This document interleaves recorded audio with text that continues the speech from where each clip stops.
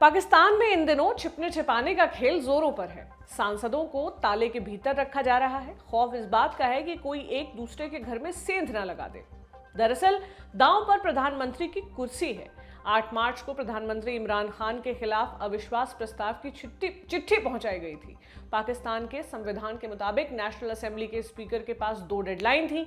21 मार्च की तारीख तक उन्हें नेशनल असेंबली का सत्र बुलाना था, जबकि अधिकतम 28 मार्च तक प्रस्ताव पर वोटिंग करवानी थी। इस मामले में अपडेट यह है कि एक डेडलाइन को ठेंगा दिखा दिया गया है। स्पीकर ने सेशन की तारीख बता दी है। यह तारीख डेडलाइन के 3 दिन बाद की है। 25 मार्च को नेशनल असेंबली का सेशन शुरू होगा। वोटिंग 28 मार्च से 1 अप्रैल के बीच किसी दिन होगी। अविश्वास प्रस्ताव पास कराने के लिए 172 सांसदों का वोट चाहिए। विपक्ष के पास 160 से अधिक सांसद हैं, जबकि सत्ताधारी गठबंधन के 20 से अधिक सांसदों ने बगावती सुर अपना लिया है। अगर ये आंकड़े वोटिंग के दिन नहीं बदले तो इमरान खान का जाना तय है। इमरान सरकार के वरिष्ठ अधिकारियों ने दबी जुबान से ये कहना शुरू भी कर दिया है, अगर इमरान खान इस बार कुर्सी बचा ले गए तो ये किसी अजूबे से कम नहीं होगा। हमने दुनियादारी में पाकिस्तान में प्रधानमंत्री के खिलाफ अविश्वास प्रस्ताव की पूरी कहानी सुनाई थी। आपको उस एपिसोड का लिंक डिस्क्रिप्शन में मिल जाएगा। हम अपने शो की तरफ बढ़ते हैं। आज हम क्या जानेंगे? पाकिस्तान का हालिया राजनीतिक संकट कहां से शुरू हुआ, इमरान खान के खिलाफ लाए गए अविश्वास प्रस्ताव का पूरा तिया पांचा क्या है, और क्या इमरान खान इस बार अपनी कुर्सी बचा पाएंगे? नमस्ते, मेरा नाम है प्रतीक्षा और आप देख रहे हैं लल्लन टॉप का इंटरनेशनल प्रसंगों से जुड़ा डेली बुलेटिन दुनियादारी। Brought to you by Golden All-in-One, जो मिटाए सर्दी, सरदर्द, बदन दर्द, खांसी जैसे 10 लक्षण। आज की कहानी सुनाने से पहले बैकग्राउंड समझ लेते हैं। वो 1979 का साल था। पाकिस्तानी पंजाब के सिहाला में एक वीरान पुलिस ट्रेनिंग कैंप में सन्नाटा पसरा था। बीच बीच में किसी के सिसकने की आवाज सुनाई दे जाती थी। सिहाला का वो कैंप जबरदस्त पहरे में था। अप्रैल महीने की 3 तारीख को कैंप का दरवाजा खुला। पुलिस की एक खाली जीप सरसराती हुई अंदर घुसी। एक ऑफिसर ने भीतर जाकर कहा, गाड़ी आ गई है, आपके चलने का वक्त हो गया है। वो जीप 26 साल की बेनजीर भुट्टो और उनकी मां नुसरत भुट्टो को लेने आई थी। उन्हें नजरबंद कर रखा गया था। जैसे ही दोनों सीट पर बैठे वैसे ही जीप ने रफ्तार पकड़ ली। उसके बाद वो सीधा रावलपिंडी की डिस्ट्रिक्ट जेल में रुकी। जेल के दरवाजे खुले और तुरंत बंद हो गए। बेनजीर और नुसरत को एक खास सेल में ले जाया गया। वहां पाकिस्तान के पूर्व प्रधानमंत्री जुल्फिकार अली भुट्टो बंद थे। उन्हें अगली सुबह फांसी पर चढ़ाया जाने वाला था। जुल्फिकार अली भुट्टो अपने भरोसेमंद सैन्य अफसर जनरल जियाउल हक के विश्वासघात का शिकार हुए थे। उन्होंने पाकिस्तान की एक ऐतिहासिक परंपरा को करीब से देखा था, लेकिन जब सबक लेने की बारी आई वे खुद भूल कर बैठे थे। इसकी कीमत उन्हें पहले अपनी कुर्सी और बाद में जान देकर चुकानी पड़ी। खैर, जुल्फिकार अली भुट्टो से जेल में मिलने वालों को सेल के अंदर जाने दिया जाता था, लेकिन उस रोज बेनजीर और नुसरत से कहा गया कि वो बाहर से ही बात करें। इसी दौरान जुल्फिकार ने बेनजीर से कहा, आज की रात मैं आजाद हो जाऊंगा। मैं अपने पूर्वजों की धरती लरकाना में अपनी मिट्टी, उसकी खुशबू और उसकी हवाओं में घुल जाने वाला हूं, लेकिन लरकाना में बहुत गर्मी होती है। ये सुनकर बेनजीर बस इतना कह पाई, पापा मैं आपके लिए शेड बनवा दूंगी।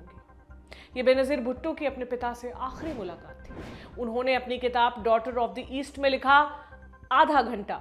जिस इंसान को मैं सबसे ज्यादा प्यार करती थी उसे अलविदा कहने के लिए आधे घंटे का समय मिला था। दर्द ने मेरे दिल को जकड़ लिया था। मुझे रोना नहीं था। अगर मैं रो देती तो मेरे पिता की नियति और मुश्किल हो सकती थी।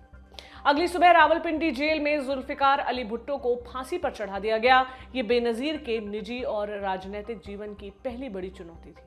हालांकि कुछ समय बाद उन्हें इसकी आदत पड़ जाने वाली थी। पिता की फांसी के बाद भी बेनजीर को लंबे समय तक जेल में रहना पड़ा।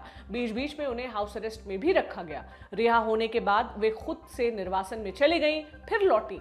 जनरल जिया ने नए सिरे से चुनाव कराने का ऐलान किया। बेनजीर को रोकने की पूरी कोशिश की गई, मगर नियति में कुछ और लिखा था। दिसंबर 1988 में बेनजीर भुट्टो पाकिस्तान की पहली महिला प्रधानमंत्री बनने में कामयाब रही। पाकिस्तान के राजनीतिक इतिहास की एक और परंपरा रही है। यहां कुर्सी हासिल करना जितना मुश्किल होता है, उससे ज्यादा मुश्किल होता है कुर्सी पर बने रहना। इसका एक उदाहरण भी जान लीजिए। पाकिस्तान के इतिहास में अब तक कुल 22 प्रधानमंत्री हुए हैं। इमरान खान से पहले 21। अभी तक किसी भी प्रधानमंत्री ने 5 साल का कार्यकाल पूरा नहीं किया है। बेनजीर प्रधानमंत्री तो बन गई थी, लेकिन उनके सामने चुनौतियां कम नहीं थी। एक कट्टर इस्लामी देश में बिना सेना के समर्थन के सरकार चलाना लगभग नामुमकिन था। बेनजीर को सत्ता में आए 1 साल भी नहीं हुए थे कि उनके खिलाफ अविश्वास प्रस्ताव ले आया गया। 10 दिनों तक तामझाम चलता रहा। सांसदों को अपने अपने पक्ष में करने के लिए तमाम हथकंडे अपनाए गए। 2 नवंबर को अविश्वास प्रस्ताव पर वोटिंग हुई। उस समय पाकिस्तानी संसद के निचले सदन नेशनल असेंबली में 236 सदस्य हुआ करते थे। प्रस्ताव पास होने के लिए 119 वोटों की दरकार थी। जब वोटिंग का नतीजा आया तब प्रस्ताव के पक्ष में महज 107 वोट पड़े थे, जरूरी आंकड़े से 12 कम। प्रस्ताव गिर गया था। बेनजीर ने अपनी कुर्सी बचा ली थी।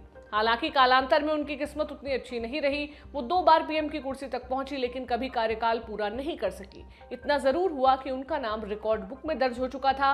बेनजीर भुट्टो पाकिस्तान में अविश्वास प्रस्ताव का सामना करने वाली पहली प्रधानमंत्री थी। बेनजीर के बाद अविश्वास प्रस्ताव झेलने वाले दूसरे प्रधानमंत्री शौकत अजीज बने। वो 2004 में प्रधानमंत्री बने थे।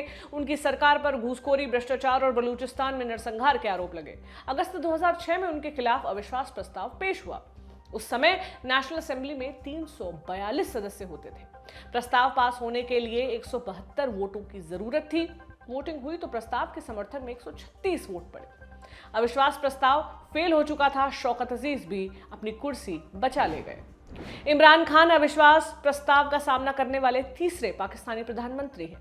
विपक्ष का आरोप है कि इमरान के कार्यकाल में आर्थिक संकट और महंगाई का ग्राफ लगातार ऊपर गया है। इसके अलावा उनके ऊपर विदेश नीति में फेल रहने का आरोप भी लगाया गया है। इमरान खान अगस्त 2018 में पाकिस्तान के प्रधानमंत्री बने थे। उन्हें चुनाव जीतने में सेना ने मदद की थी। माना जा रहा था कि इमरान पाकिस्तान के इतिहास की सबसे लोकतांत्रिक और शांतिमय सरकार चलाएंगे, लेकिन ऐसा हुआ नहीं। उन्हें शुरुआत से ही चुनौतियों से जूझना पड़ा। विपक्षी पार्टियों ने इमरान के इस्तीफे की मांग के लिए कई दफा लंबे चौड़े प्रोटेस्ट किए। ये चुनौती तब और बढ़ गई जब आईएसआई चीफ की नियुक्ति को लेकर उनका सेना से झगड़ा हो गया। पर्दे के पीछे बैठे हुए मैराथन बैठकों के बाद झगड़ा तो सुलझ गया, लेकिन इमरान खान को झुकना पड़ा। उन्हें सेना के कहे पर मुहर लगानी पड़ी। हालांकि इस प्रकरण से सेना का मन टूट चुका था। जब इमरान खान के खिलाफ अविश्वास प्रस्ताव लाया गया तब सेना का मत पूछा गया। सेना ने कहा कि वो उस बात न्यूट्रल रहेगी, यानी इस प्रोसेस में दखल नहीं देगी।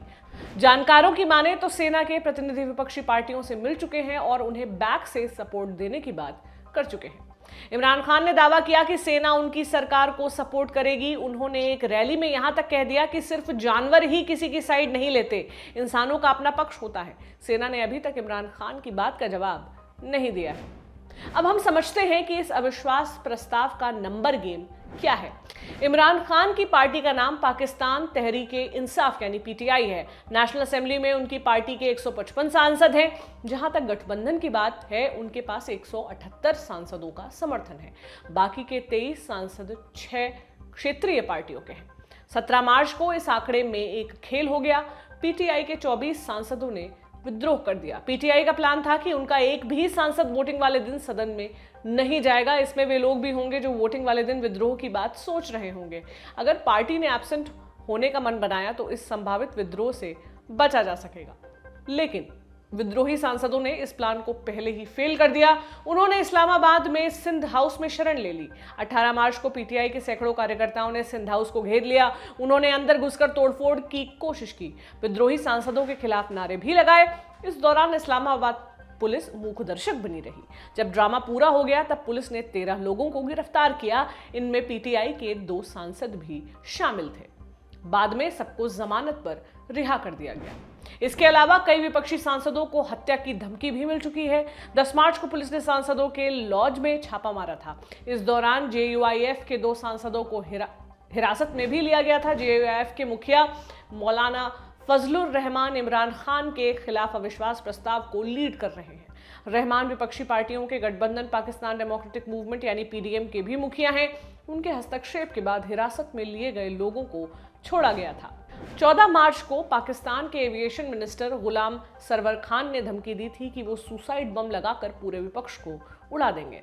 खुद प्रधानमंत्री इमरान खान भी बौखलाए हुए हैं। वो लगातार रैलियां कर रहे हैं। इन रैलियों में वो विपक्षी नेताओं को गीदड़, चपरासी और मोची तक बता चुके हैं। उन्होंने ये आरोप भी लगाया कि विद्रोही सांसदों ने करोड़ों की रकम हड़पी है। एक रैली में इमरान बोले, मैं राजनीति में 25 साल पहले आया।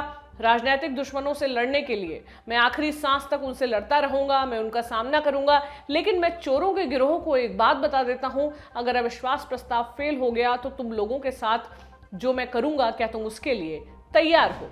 इमरान खान के पास क्या विकल्प है? पहला विकल्प है कि सेशन में देरी की जाए, फिर उस समय का इस्तेमाल नंबर गेम सेट करने के लिए किया जाए। नेशनल असेंबली के स्पीकर असद कैसर पीटीआई के हैं, उन्होंने पहला विकल्प आजमा लिया है। सेशन बुलाने में 3 दिनों की देरी कर दी गई है। वजह यह बताई गई है कि 21 से 24 तक नेशनल असेंबली की इमारत ओआईसी की बैठक के लिए बुक है, उसे शिफ्ट नहीं किया जा सकता।